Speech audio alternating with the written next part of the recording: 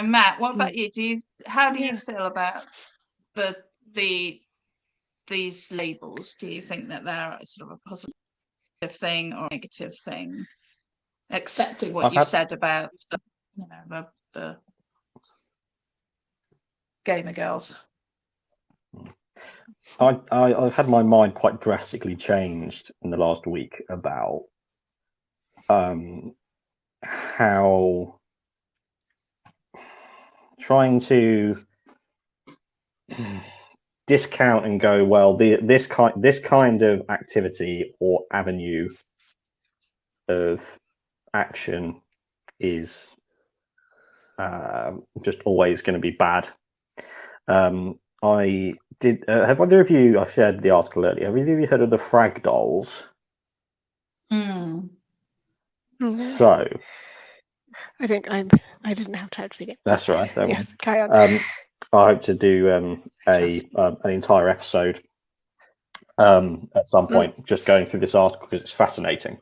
So I was looking through, because there's a massive trend of podcasts just finding old newspapers and reading them because they're hilarious, and it's a way to avoid doing all the ridiculous amounts of research they have to do all the time. So I was looking through for funny stuff for us to look through, and I found frag dolls. I thought, holy shit, this has to be the worst thing ever, right? They've clearly just gotten some models and put a controller in their hand to make them do some sexy poses. Yeah. But then reading into this is the mindset that has changed in me, in terms of, like, you think of game girl and girl gamer. Girl gamer is a kind of brand, a bit like feminism. It's a brand, it's a community that everyone goes, oh, girl gamer Reddit, I'll go in there and it'll be a place for me.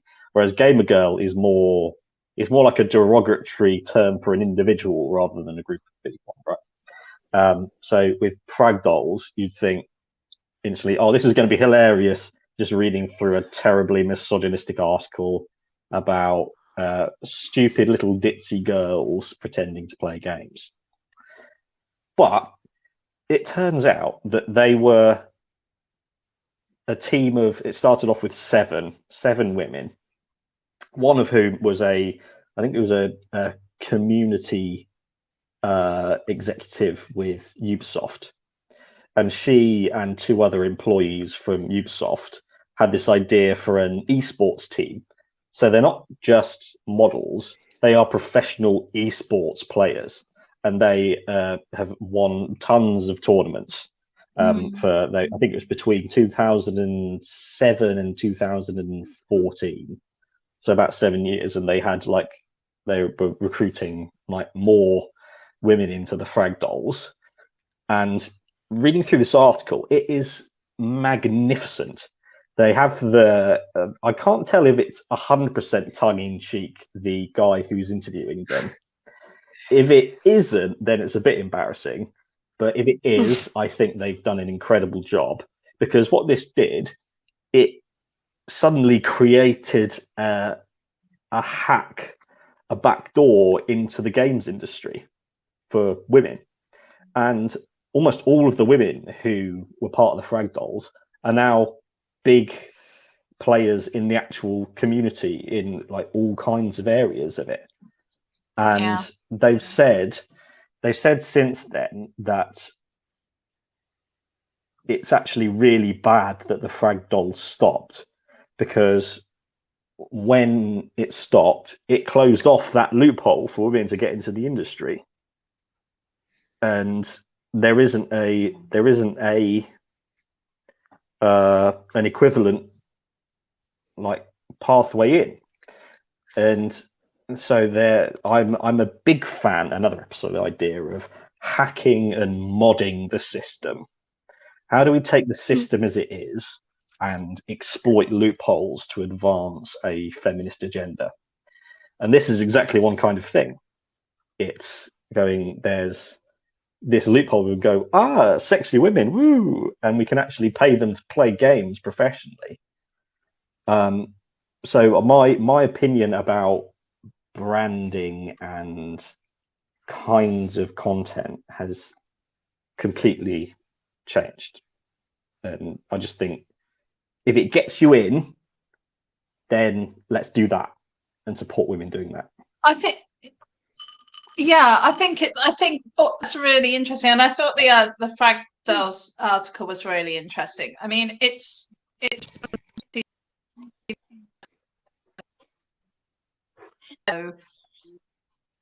and is kind of, they are like doing sexy poses, but the and you know, it's all kind of like black, and they're not showing off more skin than necessary. I mean, they're wearing quite short shorts in the pictures, but not they're not, it's not overvisualized. And I think when you compare those kind of girl gamers with the gamer girls that we're seeing today, I think there's quite a big difference between them. For a start, they're a lot younger. The girl gamers tend to be a lot young. Gamer girls tend to be a lot younger, and I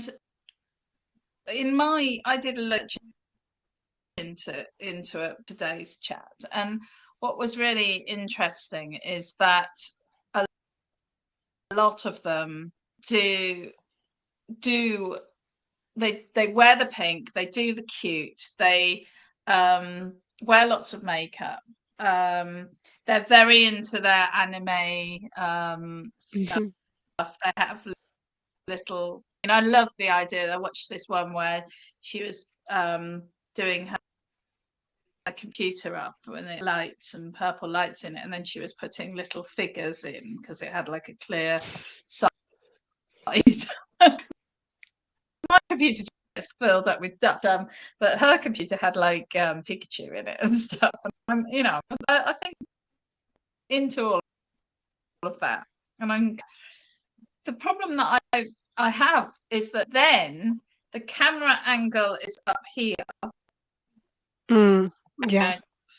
There was everything is for the male gaze. It's that really kind of used empowerment where I think that they're in control, but they're still sort of appealing to this very kind of cliche male setup, and they get a ridiculous amount of abuse online, you know, just from their so-called fans who, you know, there's a huge amount of abusive messages sent to these women. And that was the other thing I found, you know, lots of articles about gamer girls saying, you know, what's going, you know, this hell, you know, why am I getting all of this hassle?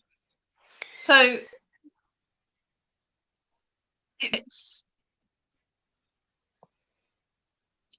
I'm interested in what you guys think on this, because I feel, having sort of looked at it this week, I feel like it's possible that it is a step towards a sort of more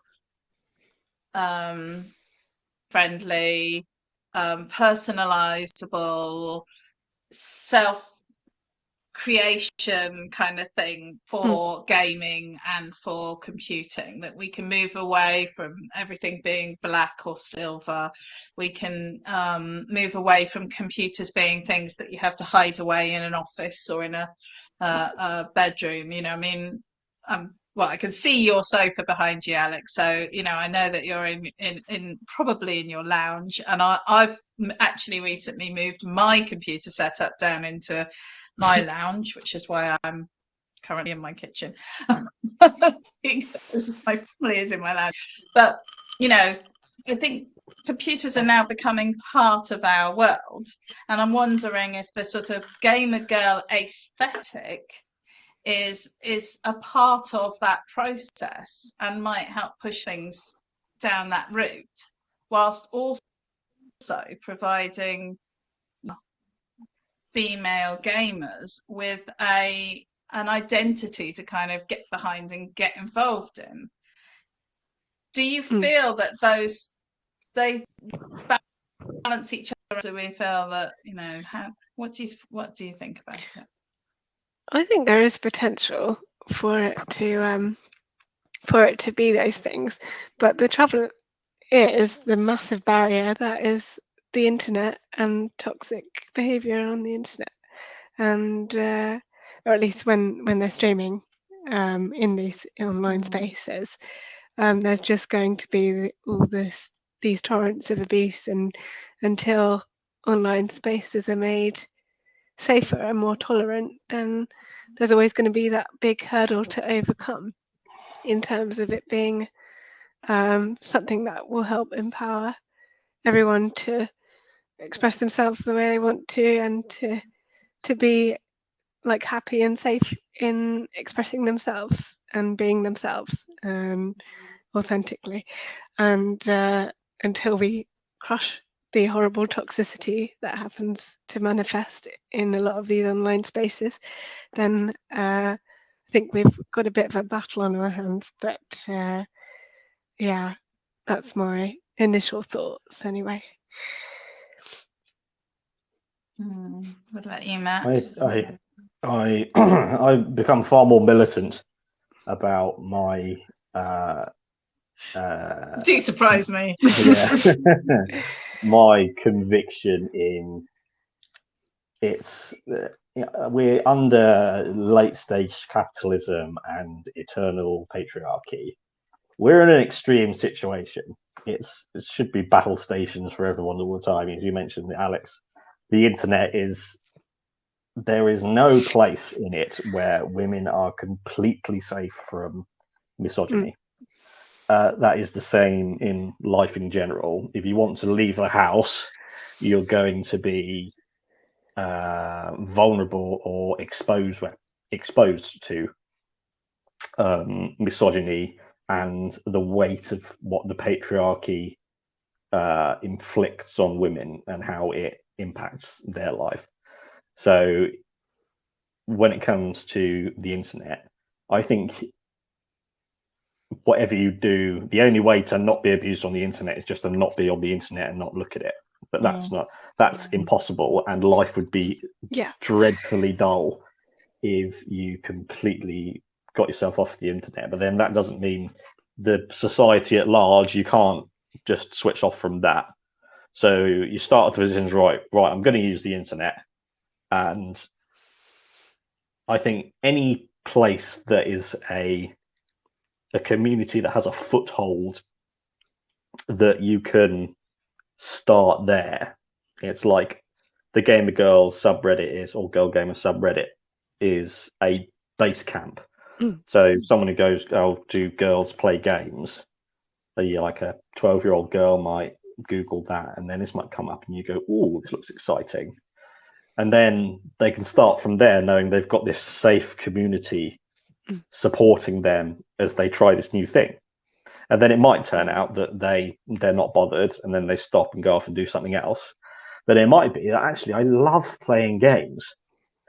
And then when they set off from base camp into the pitfalls and glacial hell of the internet at large, they've got this place to come back to. And what you said about colors, that's so true, because what the patriarchy wants us to be is binary. It wants us to be black and white. It wants to be male and female. It wants to be a plug and a socket. That's it. Whereas the reason the LGBT flag is the rainbow is because it's the entire fucking color spectrum.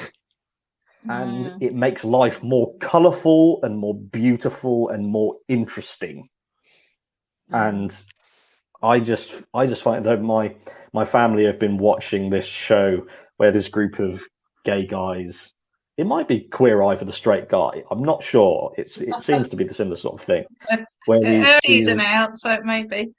There is, yeah. It might be that, and just this group of gay guys. And last time they were giving a makeover to this American police officer who was just this really clipped Southern, like sort of just uptight guy. And just by spending time with these guys, going on car trips with them, going outfit shopping, hairdressing, beard grooming, all that stuff, you just need to get it out there in as many ways as possible.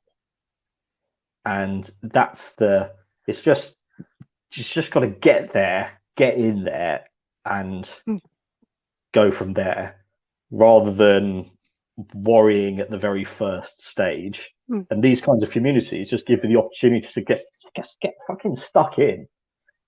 And so yeah, I'm far more on board with it than I had previously been. That's a very positive addition to my thoughts, definitely that. Yeah. I can add a negative thing if you like, but I'll wait it for later. You don't have to add. I mean, I think it's like all these things, isn't it? There's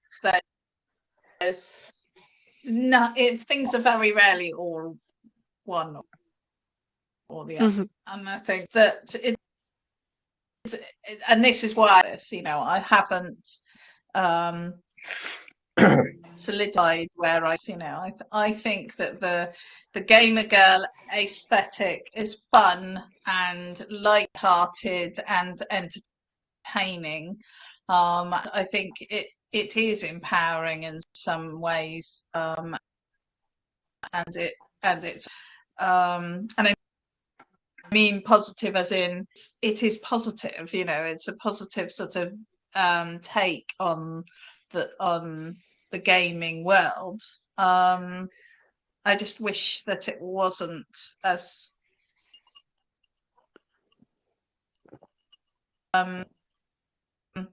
see, I don't want, because I think there's this whole idea that feminists don't like sex, and I think that's completely unhelpful. I think it's the problem when it's sexualized for the male gaze. I think just purely for the male gaze. That's where I have a problem with it, and I just wish that these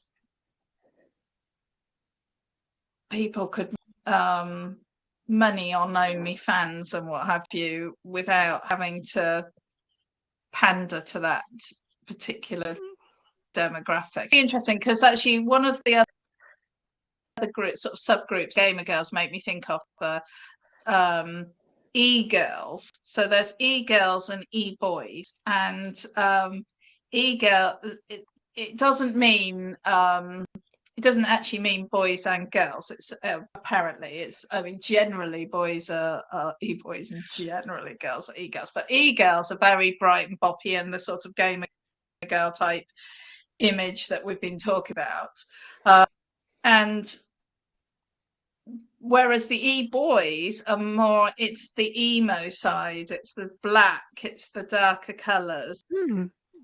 It's the less kind of the quieter and the shyer people. And I think it's really interesting that, again, even on something like that, the genders are so distinct, that there's this idea that like a girl's place is to be happy and okay with everything, and to bring spice and love to the world, and men don't have that same kind of responsibility. But at the same time, it's sort of saying that men aren't entitled to happiness. They're not entitled to brightness, and I think that's what you're talking about with Queer Eye for the Straight Guy. That they go in and they just bounce around and let these men who are usually so buttoned up, let them know that actually, and they don't. Just the guys. I've seen another one where they go for other people, but they just take these people and they just bring colour into their lives, and you can say that. So yeah, I think it's an interesting time that we live in. So what about the industry that's all around all of this, all of that pink? Do you have any? I have a philosophical question, or it might just be a question. If you think that there's a lot of the misogyny that gets directed at the gamer girl stereotype, it's about, they're just trying to entice horny men to get money from them. Okay. There's all this misogyny and judgment and moral outrage about anything to do with sex work forever. It's always been these terrible, immoral, evil women just bewitching poor innocent men, when it's a business like any other. If most people go to a job 40 hours or more a week that they don't particularly enjoy doing, whatever it may be you're a delivery driver like me, and I happen to enjoy my job, but if there was a way for me to make more money doing something else for less time, you can't we're in the patriarchy, for God's sake, and capitalism, for God's sake. You can't judge people for doing anything to make money that doesn't hurt anyone.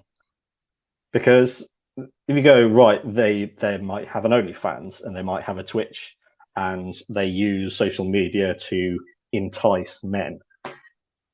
If you're angry that you're being enticed, you don't have to give them any money.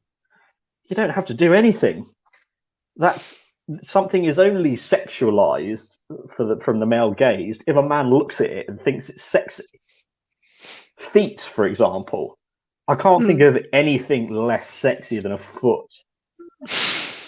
But there are just unbelievable swathes, hundreds of millions of men who will pay through the nose to look at pictures of a Twitch streamer's feet. That's how utterly mad patriarchy has driven men. It's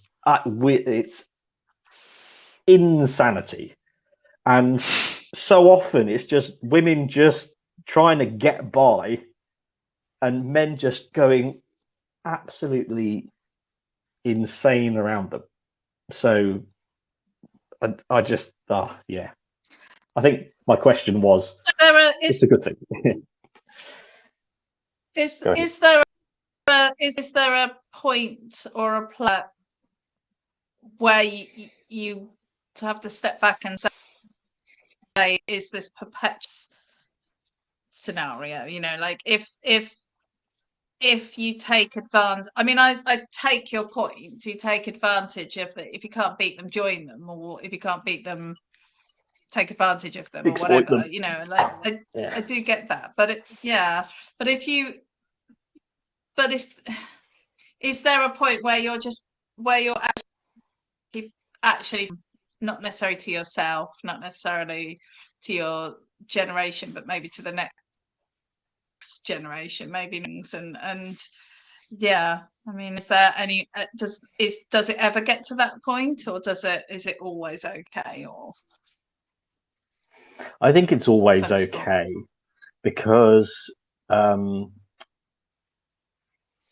this isn't it's so from the first time people had sex to now, it's one massive cumulative like explosion of just sexual content and sexual morals. So porn, for example, if porn had its like crescendo, its apex 10 years ago, and had been trickling down ever since, and this had come up now, there's an argument to be made that they're reviving this thing that had just gone away organically, but they are just riding on the coattails. They're at the edges of the general massive porn revolution that is just showing no sign of slowing down. So they're just an offshoot of this massive river of porn that is just, it's not going anywhere. So I don't think it's possible for them to be doing damage on the whole, because the root of it is men's sexual madness. And if we want to get a handle on bringing these kind of industries down, if they need to be brought down, that's where you need to start. But then that's the hardest place. That's the bit at the center of the patriarchy, is you cannot examine how mad men are. You can't say bad things about men, because then the entire system would crumble down. It's just like with male violence. That's the bit at the core that if that doesn't change, then nothing else matters. It's not the crucial point. The only crucial point can be the men at the center of it, I think. What do you think, Alex? I was just thinking about like whether there's more factors to it. In terms of like when you talk about the male sex drive, Matt, and things, I was listening to some interesting podcasts on periods and stuff, and like female hormones and the effects of the pill on women, and how that suppresses, well, not in every woman, but in a lot of women, it suppresses their sex drive quite a lot. And if like there are advancements in the pill and like birth control and like that kind of tech behind it, you know, whether there might be changes in the future, I don't know, for like how society functions when women are on the pill. Sometimes it gives women more freedom to be able to live the way that they want. This is it sounds like it's massively off topic, but I'll get to the point. But at the same time, it's also saying that, like, for some women, it's quite inhibiting because it's not giving the natural ups and downs that estrogen and proestrogen give to women. What was my point? The point is that, like, if birth control is developed in the same way it is for men as it is for women, then how is that going to change the landscape of male sexual desire? Because at the moment, all the onus is on the women to take care of the birth control for a lot of the time. There's not half as many options for men in like managing that and controlling it. And I just thought, that was just kind of far enough in the background there. I was like, what if there are changes to birth control and it's suddenly the men's responsibility? How will that change things? But that's very loosely connected to what we've been talking about, I know, but it just made me think of that.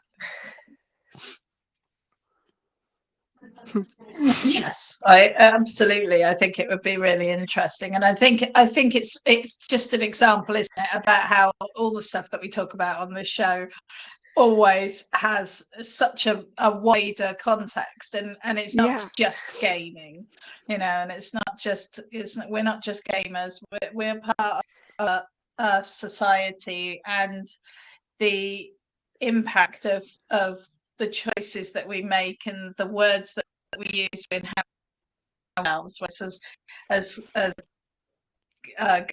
or gamer girls, you know, massive impact on how the world sees us and how we are sort of going forward, and how what sort of society we want to live in and what sort of society we're creating. And I think, that's the thing to remember, that all of our actions have repercussions, some bigger and some smaller. I mean, I think that what we've maybe agreed on here today is that, that there isn't a simple answer as to whether those are good or bad labels. And I think it's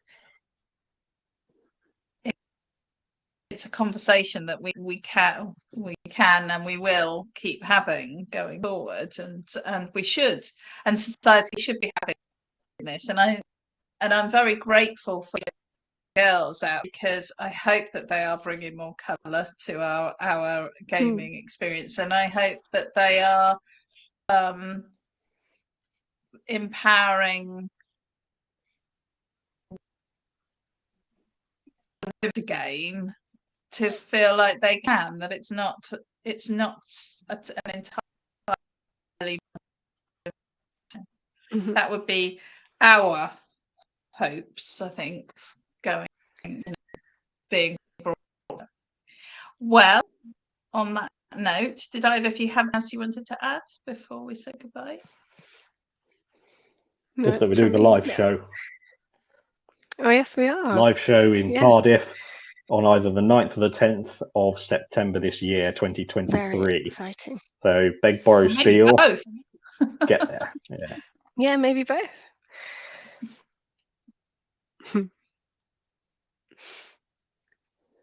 Go on, Matt. What? You need to. Oh, no, that was everything.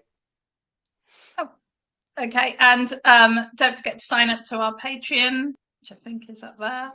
And and click like, share us with just one of your friends. You never know, you might suddenly find a gaming fan that you didn't even know you had just lurking in your friends group. And Alex and Matt, and we will see you soon. Bye.